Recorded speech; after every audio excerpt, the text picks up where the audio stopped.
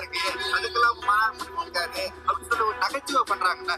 தண்ணீரை பத்தி பேசாம வேற எந்த தண்ணீரை பத்தி பேசுறது? இதுக்கு நக்கல் பண்றான்னா தவிச்ச வாய்க்கு தண்ணி கொடுத்தா புண்ணியம்னு நம்ம எல்லாம் ஒரு பழமொழி சொல்லுவாங்க. இந்த மாதிரி தற்கொலைகளுக்கு எடுத்துக்கிட்டு கிடந்தா கூட தண்ணி கொடுக்க கூடாதுங்கிறதா நம்மளோட. இன்னைக்கு இடுமோன கார்த்தின்னு ஒரு மிகப்பெரிய பேச்சாளரா உருவாக்கி இருக்கிறாரு. அதுதான் தலைவனுக்கும் தற்கொலைக்கும் உள்ள வித்தியாசம். நீங்க விஜய்கிட்ட கருத்தை கேளுங்க. தண்ணீர் மாநாடுனா என்ன அப்படின்னு கேளுங்க. ஒண்ணுமே அவருக்கு தெரிஞ்சதெல்லாம் சாயங்காலம் 6 மணிக்கு மேல ஆட்டோ ஓடாது.